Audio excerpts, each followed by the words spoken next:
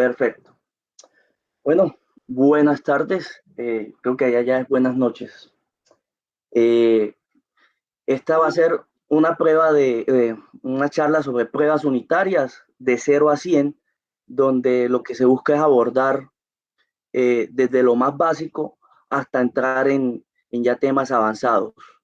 Por lo cual, las personas que no conozcan nada, pues se van a enterar, y los que ya conozcan pueden hacer un repaso y aparte aprender cosas nuevas. Antes, pues presentarme, mi nombre es César Daniel Meneses Guevara, eh, soy de Colombia y bueno, soy ingeniero de sistemas, especialista en seguridad de la información, con más de 9 años en la industria del software.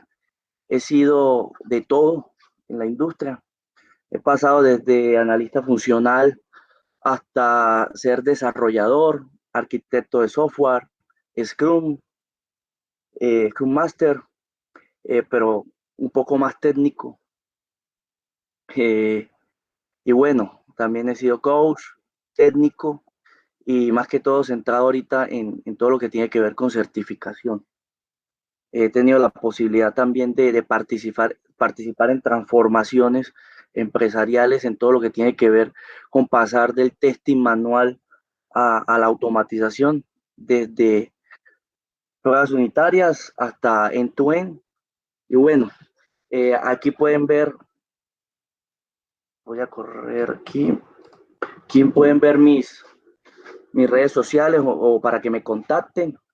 Y pues en especial aquí mi cuenta de GitHub, donde pueden ver muchos ejemplos de automatizaciones, y particularmente tengo una aplicación que la pueden usar para practicar lo que son las pruebas unitarias. Actualmente solamente está en Java, ya la estoy construyendo para Netcore 3.1, eso es C#, y después de eso la idea es también subir algo con Node.js para abarcar pues gran parte de los lenguajes que más se utilizan.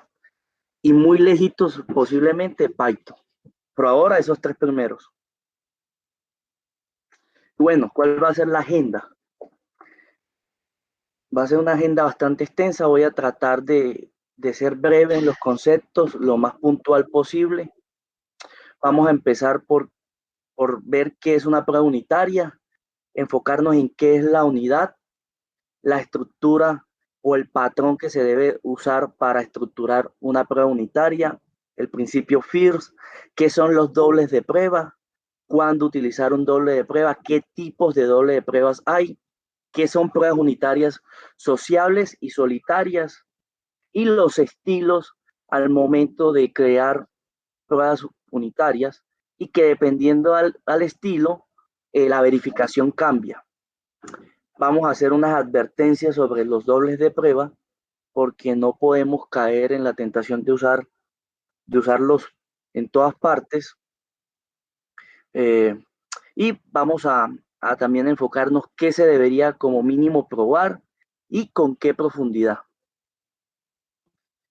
Sé que es bastante extenso, pero lo importante es que se lleven lo que está, digamos, en los recuadros naranjas, que es lo básico.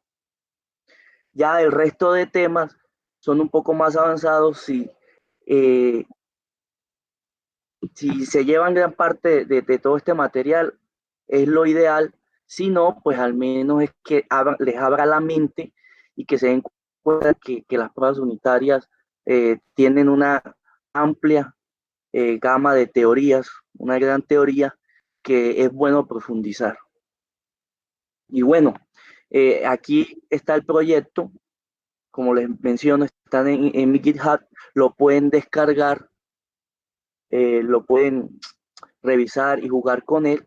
Igual en el transcurso de la presentación me voy a estar switchando entre la presentación y eh, código para ir mostrándole ejemplos. En este caso voy a salirme un poco y mostrarles el repositorio. Eh, en la rama master prometo arreglar el ritmo para que tenga mayor contenido y sepan un poco más la arquitectura de la aplicación. Pero bueno, aquí está la aplicación y hay una rama que se llama solución, que es una propuesta de las pruebas unitarias que se le deberían hacer. E igual, esas pruebas unitarias juegan con toda la gama de, de dobles de prueba, que ahorita vamos a ver qué son, para que pues tengan un ejemplo de cómo sería usarlos.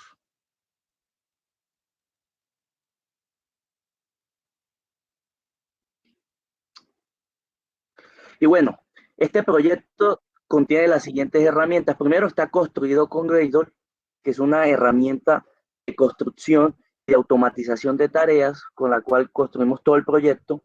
JUnit, que es nuestro framework con el cual nos va a dar un entorno controlado de ejecución. Hay diferentes frameworks. A mí me gusta trabajar mucho con JUnit, es algo muy personal, pero ustedes pueden hacer pruebas unitarias con otro framework como TestEngine, por ejemplo, en el caso de Java. JUnit Params es una librería que dota a JUnit de características que por sí sola no tiene, como es crear pruebas eh, parametrizadas. Es decir, que yo le puedo pasar parámetros a los métodos donde van a estar alojadas las pruebas. Ahora lo vamos a ver. Tenemos a Mockito, que es un framework que nos permite construir mock. Tenemos PowerMock, que es, por decir así, como si le inyectáramos esteroides a Moquito y nos permita también tener ciertas características que él por sí solo no tiene. Y tenemos Ayacoco para ver la cobertura de las pruebas. Esto es lo que ustedes se van a encontrar en ese proyecto si lo descargan y juegan con él. Rápidamente, ya entrando en materia y para dar un mayor contexto para las personas que nunca han hecho una prueba unitaria, por lo general, independientemente de que sea Java o no el lenguaje, todos los proyectos tienen separado la parte donde está, digamos, el código que va a salir a producción o la aplicación en sí. En este caso, en Java va a estar en el módulo main y ahí va a estar todo el código fuente de la aplicación como tal. Y también está en otra parte o en otro módulo todo lo que tiene que ver con los tests. Esto de forma general se aplica a cualquier lenguaje. Obviamente, dependiendo del lenguaje, la forma es diferente, pero en general están aislados. El concepto de aislar eh, la aplicación o el código fuente del código de pruebas. Y bueno, para los que nunca han visto una prueba, vamos a mostrarla para que tengamos un contexto. Esta, lo que pueden ver, es una clase muy simple en Java. Es una clase que implementa de una interfaz lo que obliga a que se sobrescriba un método que simplemente recibe dos números y los multiplica, no hace más. Y aquí tendremos una clase con sus pruebas unitarias. Si se dan cuenta, es simplemente una clase que tiene el mismo nombre que la clase que vamos a probar, solamente con el sufijo test. Es como una convención que se utiliza mucho. Y luego dentro de esa clase vamos a tener métodos que van a representar cada escenario que yo quiero probar. La mayoría de frameworks para hacer pruebas unitarias manejan lo que son las anotaciones. En este caso particular con JUnit, al agregarle la anotación @test o test al método, inmediatamente el IDE o el entorno de desarrollo integrado que usen va a saber o va a interpretar que este método es una prueba y se va a poder ejecutar. Luego vamos a entrar un poco más en detalle de este tipo de cosas, de qué probar, cómo probar. Y bueno, entrando ya en materia, ya contextualizando a todos y que ya todos conocen una prueba unitaria, lo primero es definir qué es una prueba unitaria y ubicarlo dentro de la pirámide de automatización. Para los que no sepan qué es la pirámide de automatización, digamos, es una propuesta que se hace con respecto a todas las pruebas que debería tener una aplicación. Obviamente, dependiendo de la aplicación, puede que le aplique usarlas todas o solamente algunas. En esta pirámide de automatización, la base son las pruebas unitarias. Luego siguen las pruebas de componentes, de integración de sistemas y están las exploratorias. Esta pirámide de automatización la tomé precisamente de un libro de Robert C. Martin. Para los que no conozcan, Robert C. Martin es un gurú del desarrollo de software que ha escrito diferentes libros como Clean Code, Clean Coder, del cual saqué esta gráfica o este dibujo, y arquitectura limpia, entre otros. Volviendo al tema, tenemos aquí la pirámide de automatización donde nos especifica que la base de todas las pruebas de cualquier aplicación debe ser las pruebas unitarias y deben tender al 100%. Obviamente en la realidad esto no se aplica por X o Y factores que más adelante los vamos a ir hablando. Lo que sí se espera es que haya una cobertura muy alta, por lo general entre los 90 al 100%. Si tienen alguna duda, no duden en preguntar, me interrumpen, por favor. Yo hablo bastante. Y bueno, ¿qué busca una prueba unitaria? Pues muy simple. Primero que todo, una prueba unitaria es una prueba escrita por desarrolladores para desarrolladores que definen el comportamiento a bajo nivel de una aplicación y que está escrito en el mismo lenguaje en que está construida la aplicación. Y entonces estas pruebas lo que buscan es asegurar que una determinada unidad o sistema bajo prueba funcione como se espera. Listo, aquí hay dos conceptos importantes. El primero es que la disciplina más recomendada es TDD, y voy a hacer un paréntesis para explicar rápidamente qué es TDD, para ver la segunda palabra clave aquí, que es unidad, porque hay que comprender bien a qué quiere referirse esa palabra. Pues TDD es desarrollo guiado por pruebas. Uno de sus creadores es Ken Beck, que tiene un libro precisamente con ese nombre, muy bueno, recomendado. Y tiene tres reglas sencillas, o tiene el ciclo rojo, verde, azul, aunque aquí la gráfica muestra en gris. Y lo primero es que antes de escribir cualquier código de producción, se escribe la prueba. Y esta prueba debe sí o sí fallar. ¿Por qué? Porque no hay nada construido todavía. Dentro de la falla se incluye el que no compile. Luego, el segundo paso es crear o escribir la mínima cantidad de código necesario para que esa prueba pase. Y el tercer paso es refactorizar, en donde se incluye crear nuevas pruebas unitarias que vayan guiando el diseño de la aplicación o las siguientes características, así como poder refactorizar el código que inicialmente yo hice. Y esto lo que dota, este ciclo, lo que dota es de agilidad al momento de construir, porque uno puede estar escribiendo código y ejecutándolo en 5 segundos, 30 segundos, en ciclos así muy cortos, cosa que si no hacemos las pruebas primero, por lo general escribimos un montón de código, media hora, 10 minutos, 15 minutos, después gastamos más tiempo escribiendo las pruebas y luego ejecutamos, o sea que vamos a ejecutar nuestro código que estamos construyendo 15, 20 minutos, una hora después. Y entonces después de una hora es que vamos a obtener feedback de cómo o de qué tan bien o de qué tanta calidad tiene ese código que yo construí o si se ajusta a, a los criterios que yo estoy modelando.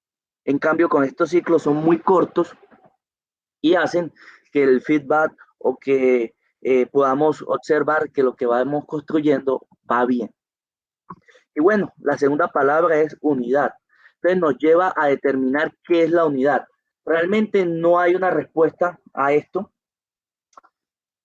pero por lo general depende del paradigma del lenguaje. Si el paradigma del lenguaje es funcional, por lo general la unidad es una función. En nuestro caso, o en este punto, vamos a ver un lenguaje orientado a objetos, que es Java, por lo cual La unidad por lo general se puede ver como un método o hasta una clase.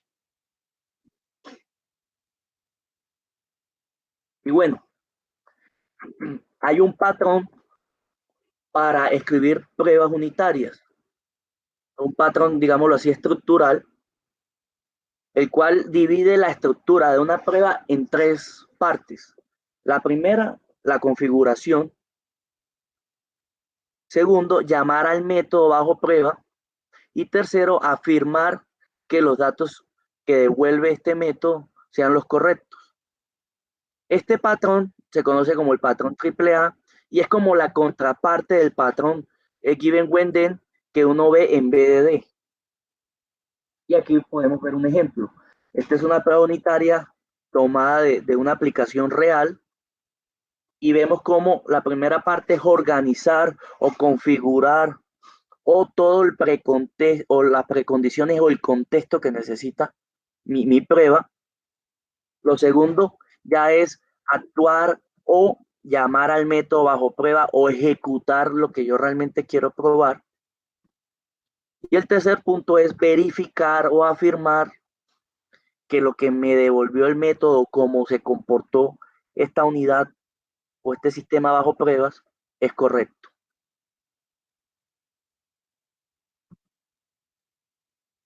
También hay un principio que se conoce como el principio FIRS, que debe cumplir toda prueba unitaria, que es ser rápida, es decir, cada vez que yo ejecute una prueba debe tardar milisegundos, por lo cual un set de pruebas unitarias eh, no debería tardar más de 10 minutos, por ejemplo, a menos que sea un sistema muy monstruo, como diría uno, extremadamente grande que tenga un set de pruebas de miles.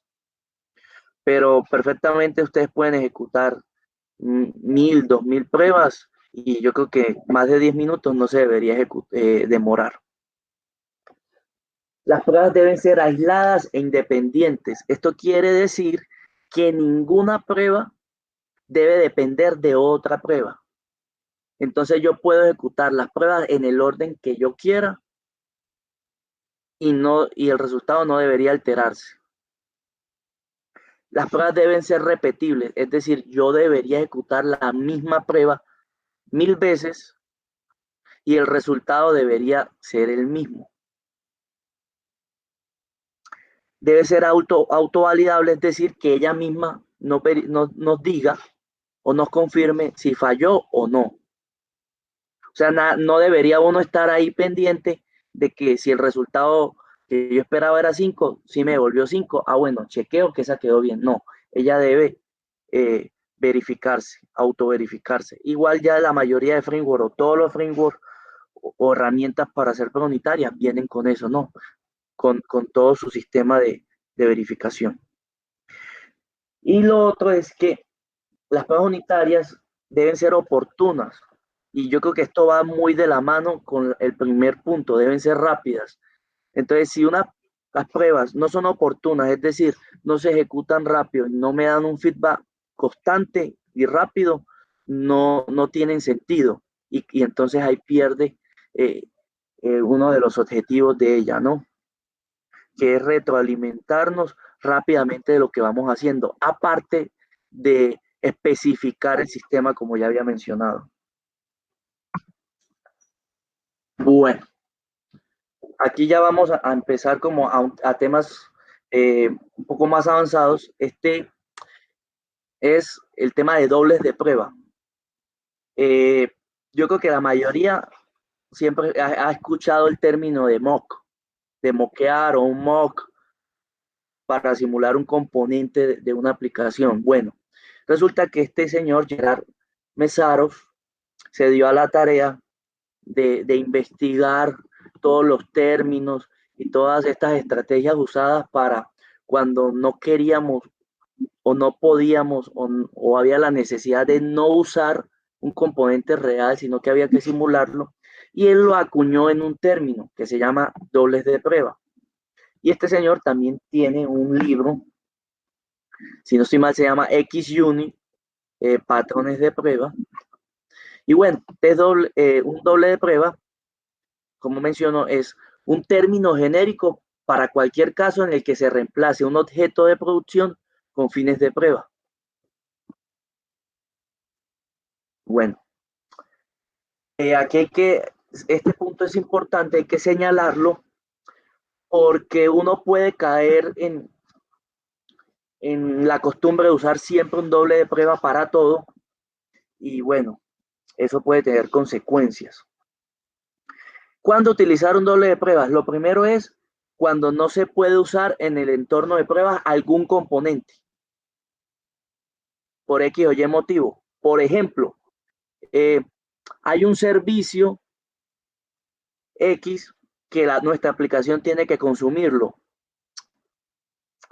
y digamos que ese servicio es de un ente gubernamental y ese ente gubernamental te cobra, no sé, un peso o un centavo por cada consulta. Entonces tú, cuando vayas a hacer las pruebas, no quieres estar consumiendo ese servicio real. ¿Por qué? Porque tú una prueba unitaria la puedes ejecutar 1000 veces en el día. Eso dura milisegundos. Y imagínate cuánto te va a llegar la factura a fin de mes, ¿no? Ese es un claro ejemplo. En ese caso, a mí me toca usar un doble de prueba que simule ese servicio externo en el ambiente, digamos, de pruebas unitarias. En el caso de que necesitemos alguna respuesta muy puntual para algún caso particular. Entonces, en un ejemplo muy básico y muy común es cuando yo necesito, por ejemplo, consumir un sistema, un servicio, lo que sea, y necesito simular que ese sistema o que ese servicio falle, pero yo no lo puedo hacer fallar tan fácilmente porque digamos que el fallo sea que se fue la conexión de red, entonces ¿yo qué hago? Corro la prueba y desconecto el internet, ¿no? ¿Cierto? Entonces yo podría simular ese servicio, ese otro sistema, haciendo que me devuelva la respuesta, no sé si es un servicio, un 404, bueno, un 500 para ser exactos, ¿no? Una falla en el servidor, un 500, una respuesta 500 HTTP, código 500. Y entonces yo podría revisar cómo se comporta mi sistema cuando le devuelven un 500 y verificar que esa porción de código sí responde como debe ser. Otro claro uso es cuando se ejecuta una prueba, pero al ejecutar yo tendría efectos secundarios que yo no deseo que ocurra a nivel de pruebas o a nivel de ese ambiente de pruebas. Ejemplo, yo voy a ejecutar muchas pruebas de una función o de un método que va a crear personas en una base de datos. Yo no quiero que cuando termine el día en la tabla hayan 1000 personas registradas. Entonces, en ese caso, yo podría simular la clase que va a la base de datos e inserta para que no lo inserte. Y así me evito ese efecto secundario. Y ya un caso muy particular es cuando en la estrategia de pruebas por X o Y motivo yo requiero que tengamos mayor control o visibilidad de algún componente o de algún comportamiento interno del sistema bajo pruebas. Y bueno, aquí hay que anotar que el doble de pruebas no tiene que comportarse exactamente como el objeto real, sino que simplemente proporcione la misma API que proporcionaría un objeto real. Bueno, vamos a ver los tipos de dobles de prueba y a medida que lo vayamos viendo, eh, voy a ir mostrándole ejemplos.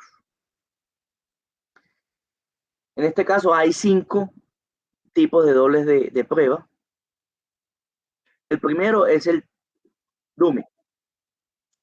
En pocas palabras, se usa para rellenar parámetros, pero hay una particularidad muy importante, que lo que se pase no se debe usar en ningún motivo dentro de la prueba. Me explico. Imaginemos que yo tengo una prueba y necesito crear una factura. Y en la prueba al final voy a pedirle a este objeto factura que me vuelva, digamos, el valor total de la factura. Cuando yo ejecute ese valor total de la factura, internamente, este objeto que le estoy pasando no se debe utilizar. ¿Por qué? Porque un dummy puede ser desde un null, pasándole un null, pero ojo, con la premisa que les estoy mencionando, que lo que yo le pase por parámetro como un objeto dummy, o sea, un relleno, pues para poder construir el objeto que yo realmente quiero, no se debe usar en ningún momento. Imagínense, si yo le paso un null y cuando yo le digo factura punto get total factura o get total, por dentro del vaya y consulte el cliente o utilice el cliente, pues me va a generar un null pointer exception. Este dummy tiene que tener mucho cuidado por eso, por esa premisa, que solo se utiliza para rellenar la lista de parámetros e internamente para el escenario de prueba unitaria no se debe usar. Y ahí cabe un new object, un null o, por ejemplo, este cliente dummy. Y vamos a mostrar aquí un ejemplo.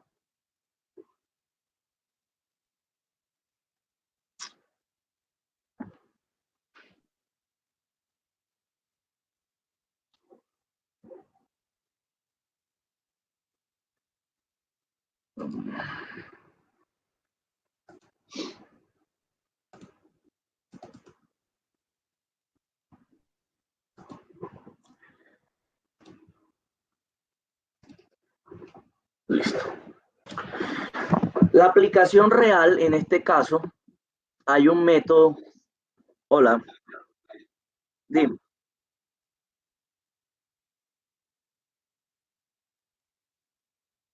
Ah, ok, claro, claro. Eh,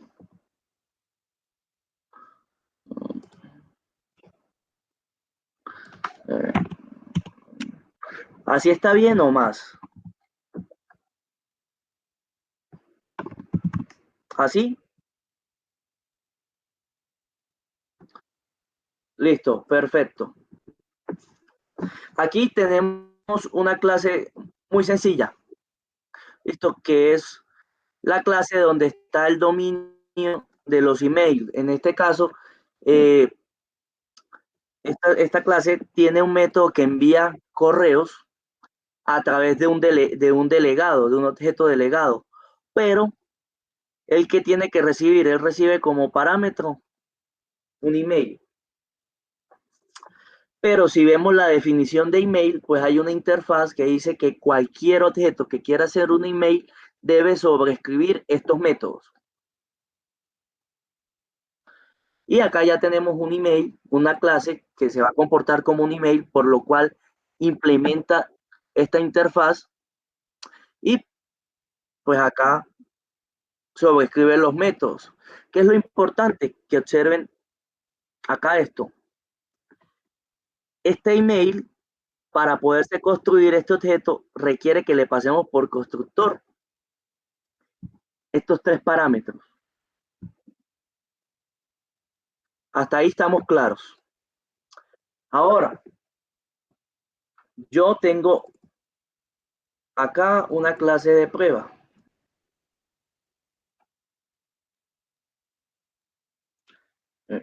Se me perdió el email. Acá.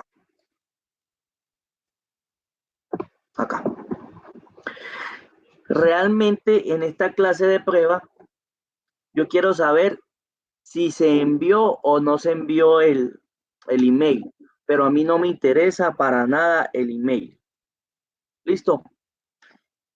Y para cuestión del ejemplo, imaginemos que estos tres datos que se le van a pasar al email son muy complejos de conseguir. Esto es lo que está a cuestión del ejemplo, simulando que es un objeto difícil de crear. ¿Por qué? Porque para poderlo crear necesito pasarle un montón de parámetros. Por lo cual, yo en este caso, para las pruebas, yo no me voy a complicar. porque primero que todo, si recordamos la presentación, recuerden que ahí dice que deberíamos utilizar dobles de prueba para cuando no queremos efectos secundarios. Y enviar un email es un efecto secundario, porque imagínense cuántas pruebas unitarias podemos ejecutar en un minuto y que cada vez que la ejecutemos envíe un correo. No queremos eso. Entonces, en este contexto, el email como tal es irrelevante. Por lo que yo creé una clase dummy del email que lo implementa, pero que devuelve siempre null. ¿Por qué? Porque a mí no me interesa esto, partiendo de ahí. Y como no recibe ningún parámetro, es más fácil de crear que el objeto real.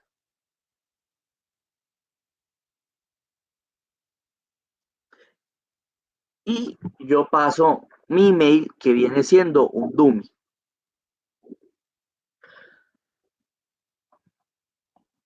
¿Alguna pregunta hasta aquí? Listo. Dejémoslo hasta aquí porque si se dan cuenta, aquí estamos haciendo uso de otro tipo de doble de prueba. Cuando lleguemos a este, retomamos este ejemplo y lo van a ver en todo el contexto general. Lo que sí les podemos concluir hasta el momento es que una opción para usar Dummy es cuando tenemos que crear objetos complejos que no vamos a necesitar, ¿sí? Que de cierta forma lo necesitamos para crear o para usar en la prueba, pero que directamente no usamos. Entonces, si hay que usarlo para crear un objeto X, pero ese objeto que estamos creando no lo vamos a usar y es muy complejo de crear, podemos usar dummies. Y aquí vemos un ejemplo donde pasamos un null.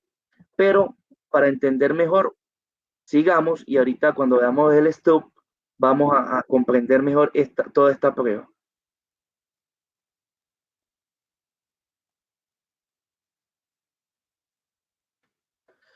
Hay otro tipo de doble de prueba que se llama un fake, que este objeto lo que simula es un objeto o un componente real del sistema teniendo cierta lógica que se puede usar, pero que en ambientes productivos no tienen sentido.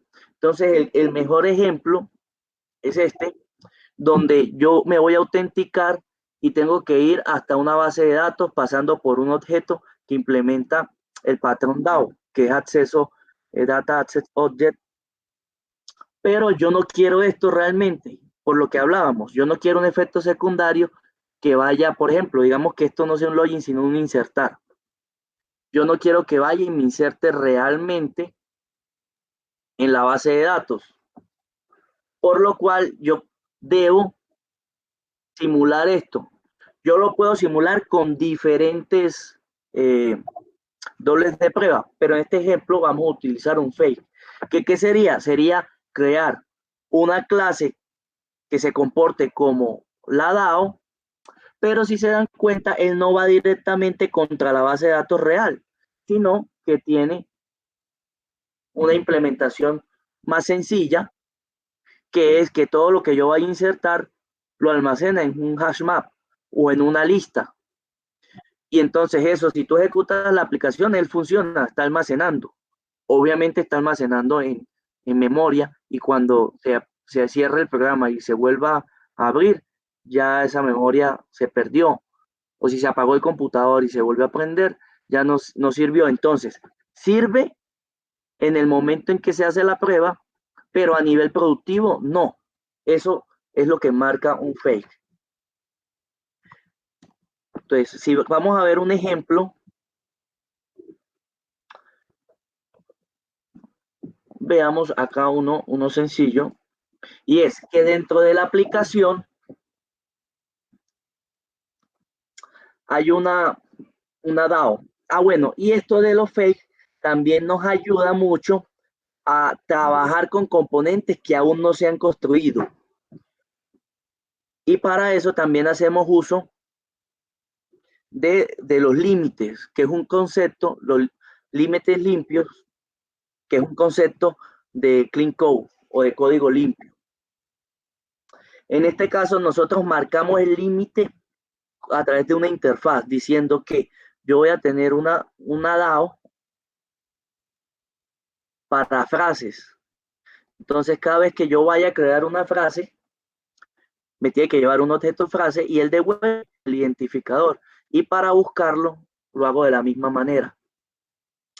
Ya sea que existiera ya una DAO real que fuera la base de datos o como en este caso, que todavía no se ha construido, cuando yo quisiera hacerle pruebas a la clase de dominio, que es esta, ¿cómo lo haría? Porque la clase de dominio, si se pueden dar cuenta, ya está implementada.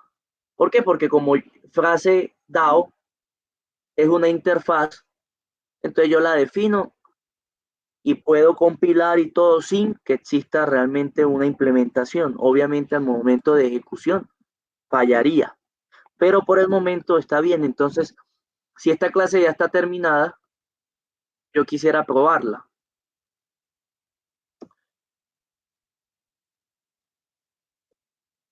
Si nos venimos para acá,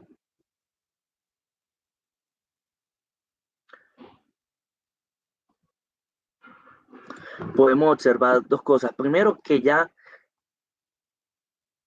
la clase de dominio de la frase ya tiene sus pruebas y si la ejecutamos van a funcionar.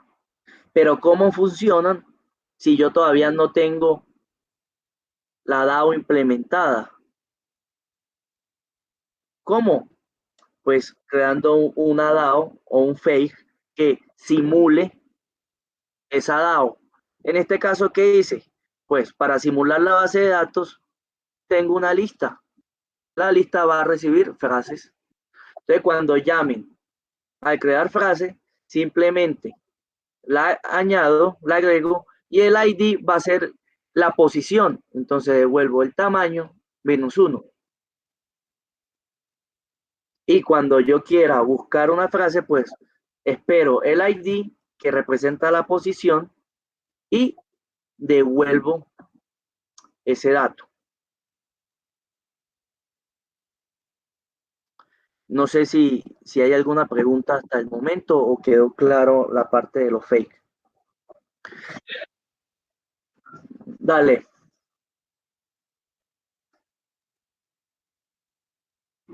No, no escucho. ¿Por qué no sé, es que te la digan, que la mencione y tú me la pasas o me la comentas aquí que te escucho mejor? O, hola, sí, ya te escucho mejor.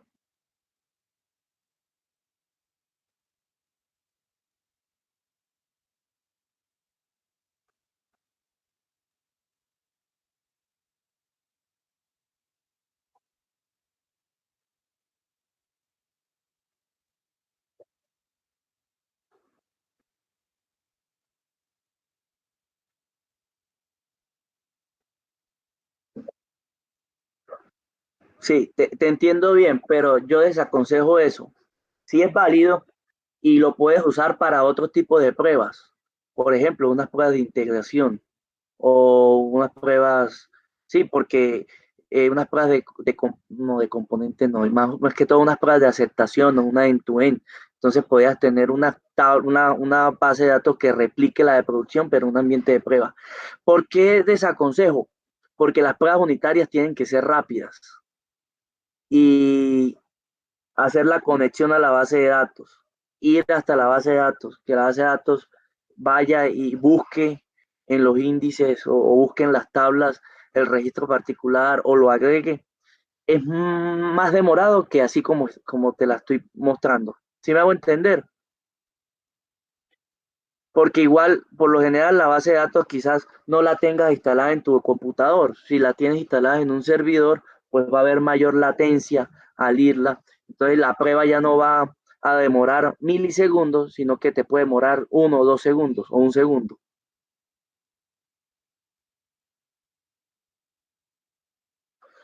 Bueno, quizás también puede ser que sea una base de datos en memoria, como la que mencionas, o si no sé, ¿cómo es que llama la otra? H2, bueno, hay una así, que me escapa el nombre, que son bases de datos en memoria y, y que, y que como son en memoria son más rápidas.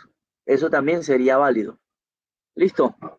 Igual, esto que acabamos de hacer con un fake también lo podríamos usar con un mock, ¿no? Con un moquito, por ejemplo. Sino que me gusta mucho mostrarlo así, como creando mis propias clases, porque pasa a veces que uno quiere hacer algo con moquito o con cualquiera de esos frameworks ya para hacer un objeto simulado, un mock, y a veces es complejo. Y pues a veces queda más fácil crear una clasecita como la que está acá en el ambiente de pruebas o en el módulo de pruebas, no va a quedar en producción ni nada y nos facilita ese uso. No sé si contesté tu pregunta o... Listo, listo, perfecto.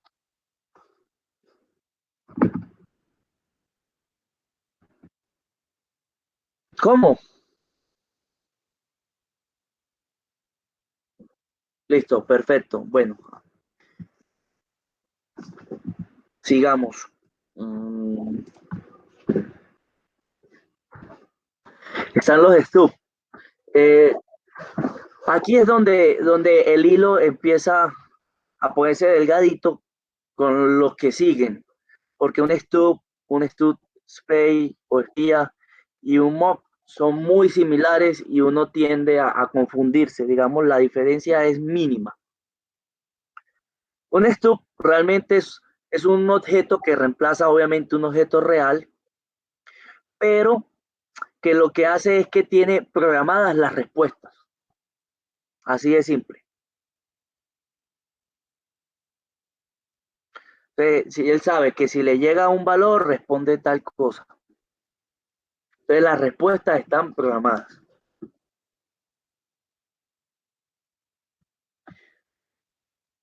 Para este caso, a cerrar todo, vamos a volver al ejemplo del email.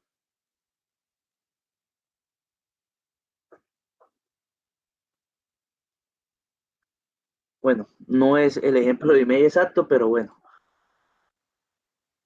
Aquí en el email, en el dominio, hay dos cosas. Una, que es como donde está la lógica.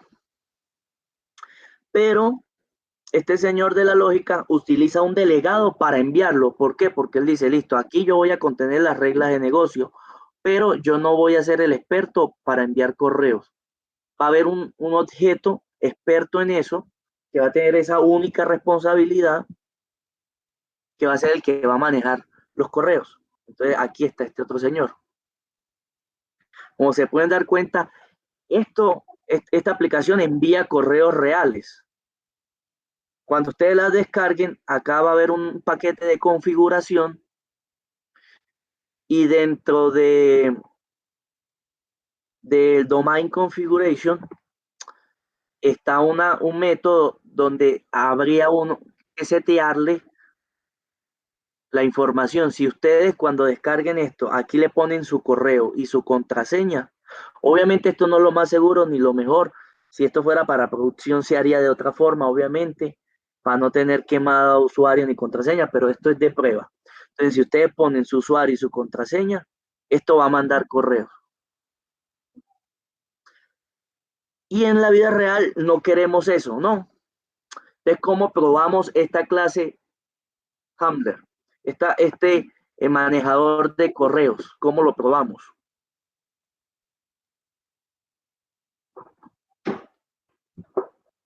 En este caso, entonces, si analizamos, no debí haber cerrado, aquí está.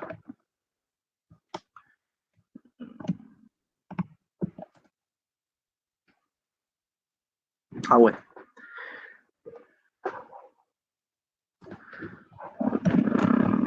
se me perdió, mejor llego aquí. Eso. Si se dan cuenta, este señor, el manejador de correos, cuando se le construye, él necesita que le pasen un objeto de este tipo. un objeto que envía emails. Este objeto es del framework de Spring, por lo cual yo no voy a probar este objeto. ¿Por qué? Porque la gente de Spring, cuando hizo su framework, seguro tiene miles de pruebas unitarias, entonces yo creo que eso es garantía de que eso sí envía correos y sí funciona. Hasta ahí vamos. Pero a mí sí me interesa esta lógica y este tipo de cosas. Cuando yo llego acá,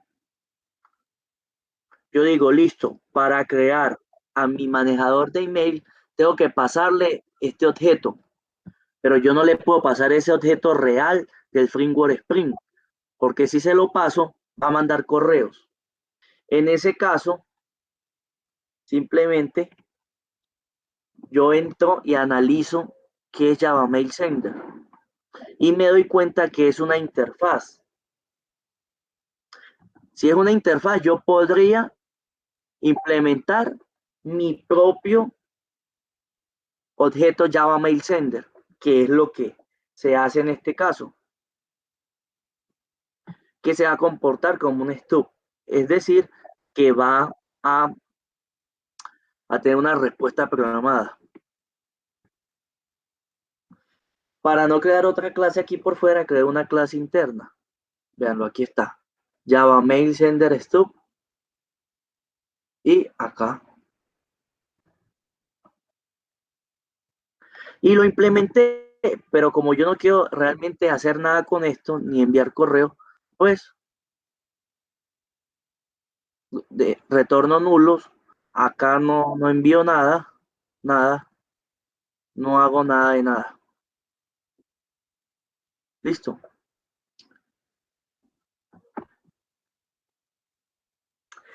Cuando yo construyo mi manejador real, le paso el objeto falso y vean que realmente yo sí estoy haciendo un send.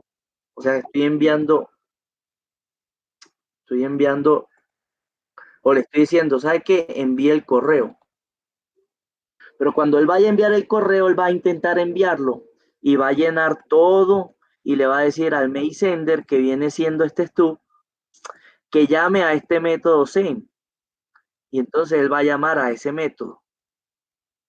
Ese método no hace nada. ¿Cuál va a ser la respuesta que necesitamos? Pues como él, si se dan cuenta, él envía el correo, pero él no responde nada, pues programamos que no responda nada efectivamente. Pero imaginemos que este señor tiene que devolver un verdadero o falso si lo envía. Entonces yo acá podría haber puesto para que siempre envíe verdadero. Entonces ahí es donde vamos con este ejemplo del stub, que yo programé que cuando se invoque el método send del objeto que debe enviar el correo, él responda nada. ¿Por qué? Porque eso es lo que yo necesito. Si quisiera esto respondiera un booleano, yo lo hubiera podido hacer perfectamente. ¿Listos? ¿Claros hasta ahí? ¿O, o hay alguna con este ejemplo particular?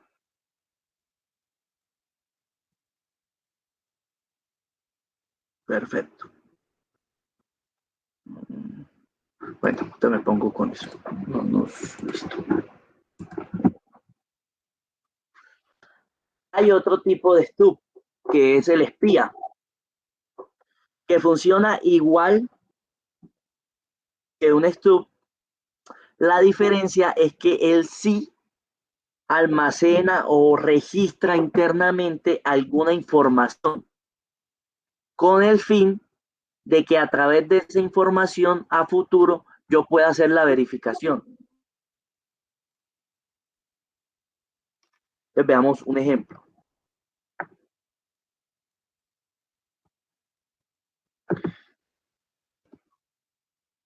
Y aquí volvemos a esta clase. Ya no va a ser el que envía realmente el manejador de correos, sino simplemente el que tiene la lógica de dominio para enviar correo, que delega eso, ¿no? Entonces yo lo que quiero verificar aquí es que este señor, el que tiene el dominio del correo, realmente sí está invocando al cual se le debe delegar, y que si este realmente está enviando el correo. Listo. Pero aquí, vean, hay que programar que no envíe el correo, pero hay que verificar si lo envió. Entonces, ¿cómo sé que lo envió? Pues si le llega a este señor un correo, él debería registrar que sí le llegó un envío de correo de alguna forma. Aquí está el claro ejemplo. Construyo un email, no me importa, y cuando yo invoque el envío de correo del dominio del correo, yo debería de alguna forma saber si lo envió o no. Es decir, que debería aumentar el número de correos enviados. Para eso utilizo un espía que está por acá abajo. Este es el dummy. Y vean que este espía, ¿qué hace? Implementa el manejador de correos. Tiene dos variables que representan los correos enviados, los correos no enviados. Y tiene una lógica muy sencilla.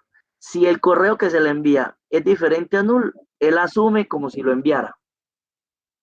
Si no, si es igual a null, él asume que no lo va a enviar. Y vean que estas variables hacen las veces de lo que les mencionaba, de esa información que él va recopilando para después poder verificar. Cuando yo llame a él, yo diría, si yo llamo a este señor por debajo, él debe llamar al manejador y el manejador tiene que enviar el correo, pero yo no quiero que se envíe el correo real, por lo cual usamos el espía, y como es el espía, yo puedo después verificar cuántos email envió. Le acabo de enviar uno, debería enviar uno. ¿Cuántos no deberían haberse enviado? Cero. Y acá, para saber si hay correos que no se envían, pues si yo le envío un null, él debería decirme que no se envió ningún correo. ¿Y cuántos emails no se enviaron? Uno. Ya Moquito y los diferentes frameworks tienen forma de construir como de este tipo, o tienen métodos al cual uno le pasa el objeto real y que lo espíe de alguna forma y verifique ese tipo de cosas. Eh, Quiero hacer la aclaración que no quiere decir que ustedes tengan que ponerse a crear estas clases. Algunos frameworks les permite hacer esto sin necesidad de crear las clases. Yo lo hago es para poder, digamos, entrar a lo profundo y mostrarles cómo se podría hacer, y de pronto ejemplificar de una forma más clara eh, cómo es el comportamiento de cada tipo de doble de prueba. ¿Por qué? Porque realmente son complejos a veces de digerir bien cuáles son las diferencias. Dudas hasta acá, quedó claro, se ve la diferencia entre un stub y un espía, donde el stub tiene programada una respuesta y el espía, dependiendo de lo que uno le pase, captura cierta información y con esa información luego verifica. Son como las diferencias. Si hay alguna pregunta, no duden en hacerla.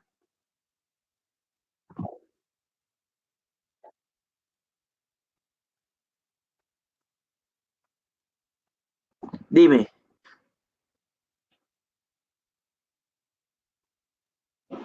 ¿van a hacer la pregunta? Ok,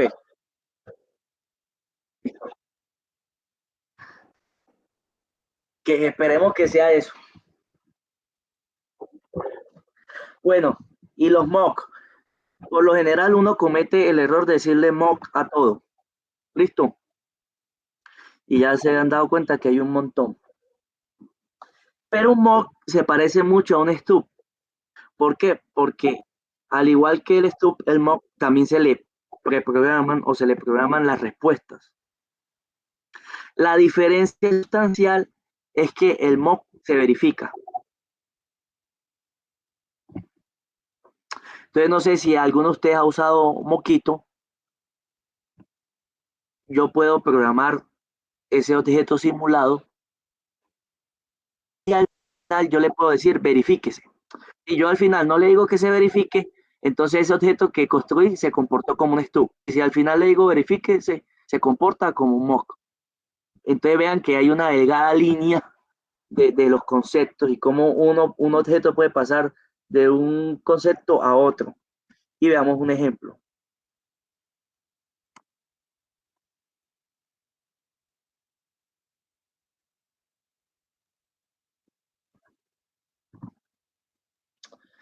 Acá hay un dominio de usuarios. ¿Qué hace este dominio? Realmente él tiene dos funciones. Una de listar los usuarios y otra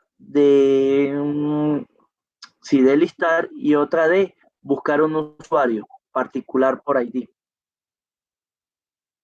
Ven que hay una lógica ahí. Este señor se comunica con un repositorio, que es un patrón, el patrón repositorio. Este patrón repositorio se comunica con un servicio que está aquí, que usa un framework que se llama Retrofit para consumir una API REST. Esto realmente está consumiendo una API REST de prueba que hay. Cualquiera lo puede usar. Él va hasta allá. Y en la configuración, aquí en Service Configuration, está la URL. Lo pueden usar para pruebas si quieren. Es como libre. Entonces, eso es lo que hace este usuario. ¿Cómo probamos esto? En este caso, obviamente yo no quiero consumir un servicio. ¿Por qué? Porque pasa igual que las bases de datos. Y con mayor razón, porque debe haber mayor latencia de consumir un servicio que está expuesto en Internet, ¿no? Si mi conexión a Internet baja, se va a demorar más. Si el servicio por X o Y motivo está siendo consumido por muchos usuarios, también me va a responder más lento. Entonces, una prueba que debería demorar milisegundos va a demorar segundos. Acá estamos utilizando Mockito. Entonces, definimos los objetos o las variables o los atributos de nuestra clase y con la notación mock defino a cuáles yo quiero crearle un mock. En este caso va a ser a user repository. Before es una notación de JUnit para indicar que antes de cada test se debe ejecutar el método con el before. Entonces, antes de ejecutar este test,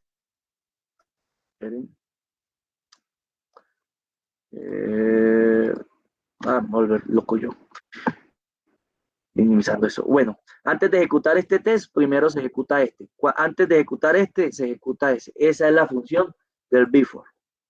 Y poquito trae este método inimoc, que lo que hace es que toma la clase e inicializa todos los que tengan la notación mock. ¿Listos? Y bueno, aquí voy a crear ya mi user domain y le paso el mock.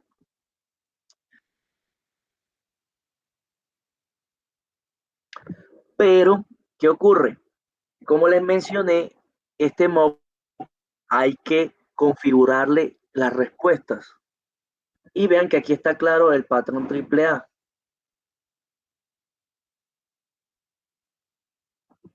¿Qué hago yo acá? Estoy programando para que cuando yo llame a userRepository.list, él me retorne este objeto. ¿Y este objeto qué es? Un resumen de usuarios.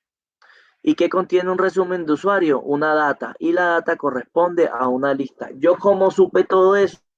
¿Y cómo determiné qué era este método el que yo debería programar para que me responda esto? Pues obviamente nosotros, las pruebas unitarias las hacemos nosotros los desarrolladores. Entonces nosotros a medida que construimos el código sabemos qué usamos, ¿no? Entonces vean, en este caso es el de listar. Cuando yo llamo del objeto user domain, el método list, él por dentro va a invocar repositorio list, pero este es el mock. Entonces a este señor hay que programarlo, ¿no? Hay que simularlo. ¿Qué es lo que hacemos acá?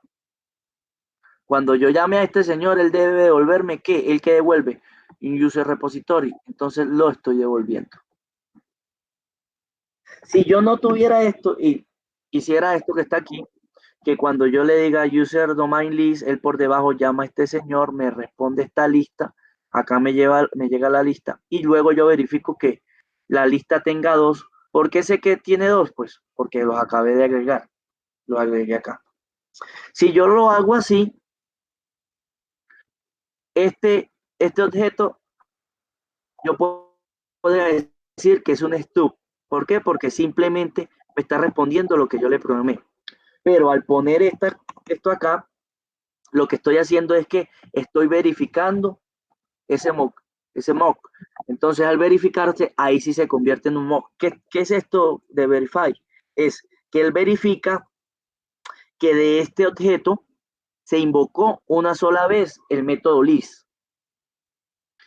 Una anécdota con esto, que esto me ayudó mucho cuando estaba haciendo esto, porque aquí había cometido un error y yo había duplicado, creo que había duplicado algo como esto, tenía yo acá y no me había dado cuenta.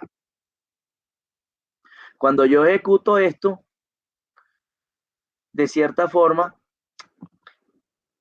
él debería fallar. ¿Por qué? Porque yo le estoy, esto indica que se tiene que ejecutar una sola vez y vean, aquí falló, porque él esperaba que fuera una sola vez, pero fueron dos veces. Entonces yo de una, ¿qué pasó aquí? Fui a ver y había cometido este error. Acá no había ningún problema, pero imagínense ustedes en producción que sea el consumo de un servicio, como les mencionaba, que cobrara, se iba a duplicar ahí un costo. ¿Alguna pregunta hasta el momento?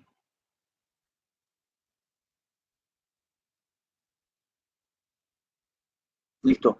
Bueno, ¿hasta qué horas tenemos? Para ver si hay que correr un poco.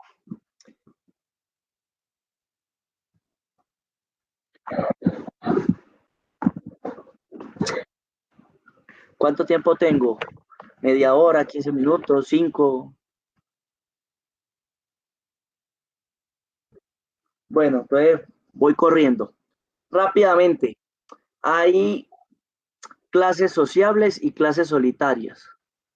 Esto no tiene nada que ver con las pruebas en sí, listo, en el sentido de que una prueba dependa de otra, no. Esto va más en cuando yo voy a probar una clase o un método, por lo general yo tengo que construir un objeto de esa clase.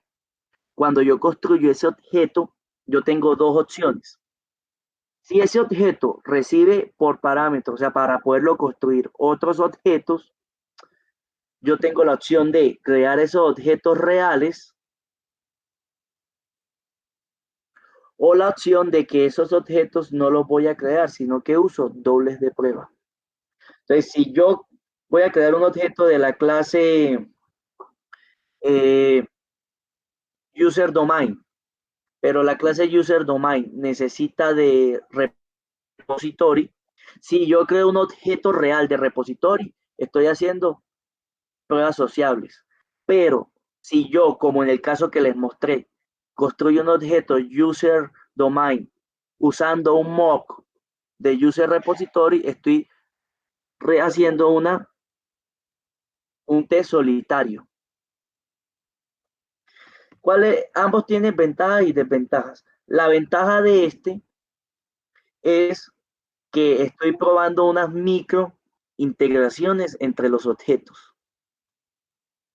¿Cuál es la desventaja?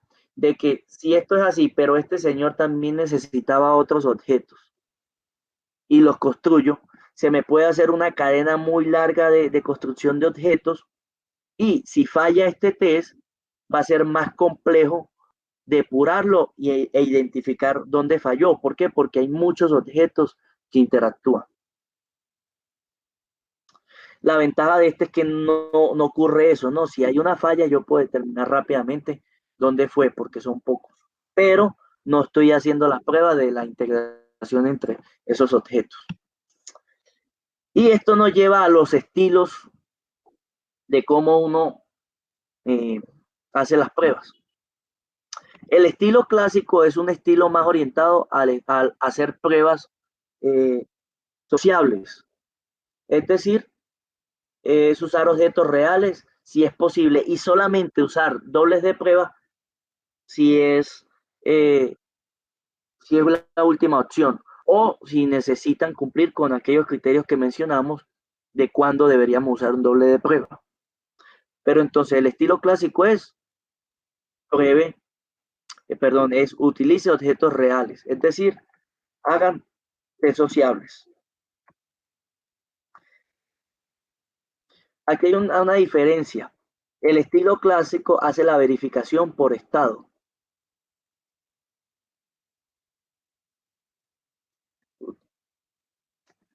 Aquí vemos un ejemplo, pero voy a ponerle un ejemplo más sencillo. Ustedes saben que el estado de los objetos está representado por las variables que contienen adentro, ¿no? Las variables de clase que están por dentro. Entonces, cuando él dice que es un estilo clásico, imagínense una clase que suma y por dentro tiene una variable resultado. Cuando yo llamo el método sumar, él toma dos números, lo suma, lo almacena en la variable resultado y luego devuelve esa variable. Obviamente no es lo idóneo, pero es para ejemplificarle mejor eh, cuando dice verificación por estado. Cuando yo hago la prueba de ese método sumar, yo estoy verificando a través del estado. ¿Por qué? Porque me está devolviendo el valor que internamente sí tiene, sí corresponde al estado interno del objeto. Cosa que no ocurre con el estilo burlón o el estilo que utiliza mock o dobles de prueba. Este estilo es más estricto porque utilice siempre dobles de prueba, es decir, siempre utilice test solitarios. Y la verificación se hace por comportamiento.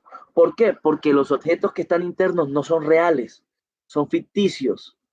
Entonces, por lo general, uno verifica que las cosas sí quedaron bien es si llamó al método del objeto simulado o si interactuó con el objeto simulado. Entonces, eso es a través del comportamiento. Porque el comportamiento especificaba que cuando yo sumara, por ejemplo, iba a llamar o iba a usar un objeto sumador. Entonces, en este estilo, cuando yo pruebo, yo lo que estoy verificando es que ese sumador sí se llamó, como en el caso del repository. Si se dieron cuenta, yo una de las pruebas que hago para que verificar que eso está bien es que del objeto repository, que es el objeto simulado, se le invocó el método list. Entonces eso es comportamiento, no estado. Y bueno, hay unas advertencias sobre los dobles de prueba porque uno tiene que ser como mesurado, tampoco usarlos eh, siempre. ¿Por qué? Porque eh, primero, un objeto simulado nunca va a reemplazar un objeto real y llevan mayor mantenimiento y puede generar eh, respuestas incorrectas o falsos positivos. ¿Por qué? Porque configuré mal un objeto, un doble de prueba o cambié cualquier cosita que no debería dañar una prueba, pero como todo está configurado estrictamente, entonces ya las pruebas dejaron de funcionar. Por ejemplo, si yo tengo un doble de prueba y le digo, siempre que te envíe un 1, devuélveme un 10, y yo por X o Y motivo ya no le paso un 1, sino un 2, entonces ya no me va a devolver 10 y me fallaron todas las pruebas. Entonces tocaría programar esa parte nuevamente. ¿Qué es lo que hago mención aquí? De que generan pruebas frágiles. Y bueno, ya cerrando, es importante tener en cuenta que probar. En el caso de este, de lenguajes orientados a objetos, lo mínimo que uno debe probar es la interfaz pública. ¿Listo? Y una regla de oro que dicen es que una clase de prueba por una clase de producción. Es como lo que recomienda.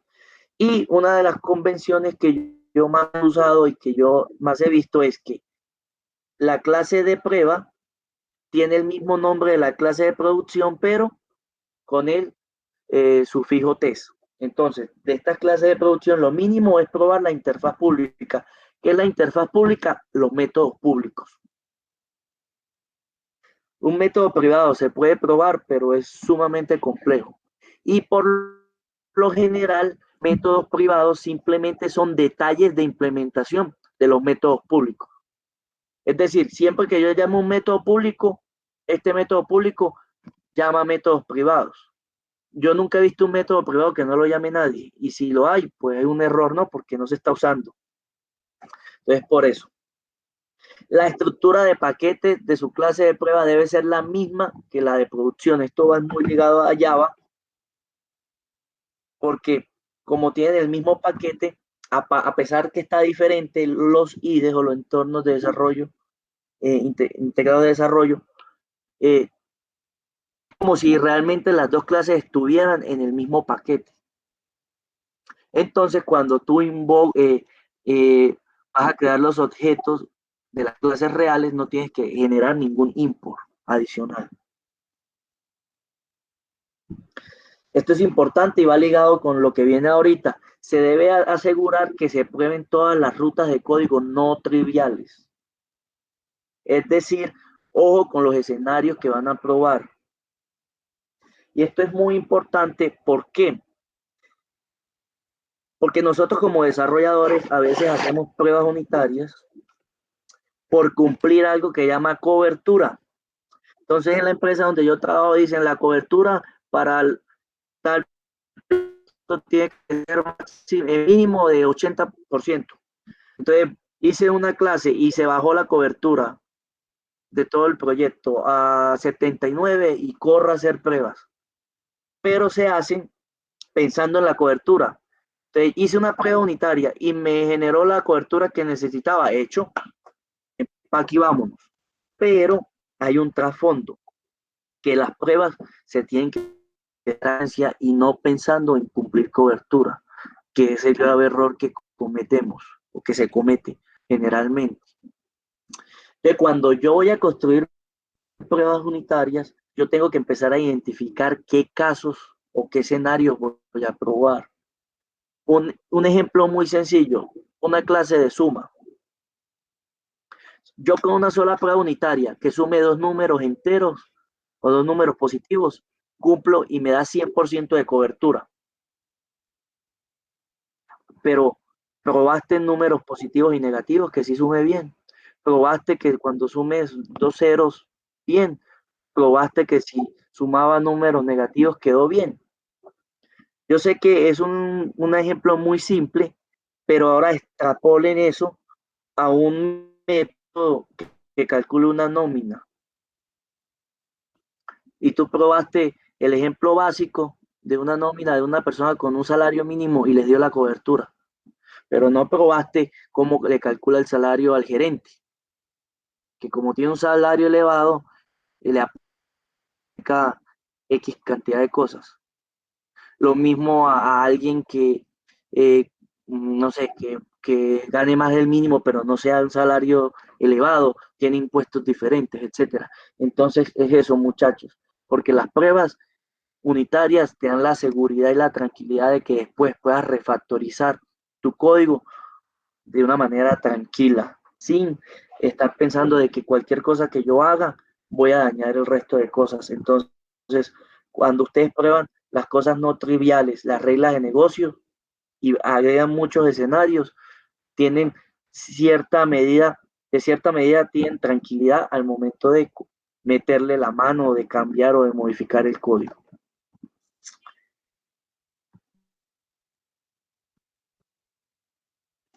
Y bueno, eh, ¿con qué profundidad? Entonces, sí, ya voy, hola, ¿me escuchan? Listo, perfecto. Eh, Aquí me faltó una, no deben estar demasiado vinculadas a su implementación. Entonces, muchachos, ahí es cuidado cuando van a hacer las pruebas, que no dependan. eh, Esto les ayuda mucho al diseño del código, porque cuando ustedes codifican y hay clases que por dentro utilizan mucha, muchos otros objetos, eso la hace que probar esa clase sea muy diferente. Entonces esto ayuda a los diseños a crear diseños más desacoplados, con límites limpios y con responsabilidad única, etcétera. ¿Con qué profundidad? Bueno, lo primero es que no se pruebe código trivial. Y para esto me remito a Ken Beck, que es uno de los creadores, como mencioné, de TDD. Cuando digo código no triviales, mucha gente, o en muchos casos, tenemos clases como esta. Por ejemplo, aquí en el paquete de modelo, yo tengo clases como esta, que son POJO, ¿no? Son POJOs, que son clases simples que nos sirve solamente para hacer encapsulamiento de información de de algún objeto que modele el negocio. Entonces, yo a ese tipo de clases, yo no le voy a hacer pruebas unitarias, no tiene sentido. Estaría yo malgastando mi tiempo en cosas que no tienen sentido. Que voy a probar un get y un set, no tiene sentido alguno. Eckenbeck, de su rayo ahí lo que él dice, lo traducimos para no matarnos mucho la cabeza y dice que la filosofía de él es probar lo menos posible para alcanzar un nivel de confianza. Yo no quiero que no se malinterprete. No quiere decir que yo haga menos pruebas unitarias, sino que haga muchas pruebas unitarias, pero de los componentes de las clases que realmente son importantes y que realmente no deben fallar. Por lo general, son las clases donde están las reglas de negocio o el dominio de la aplicación.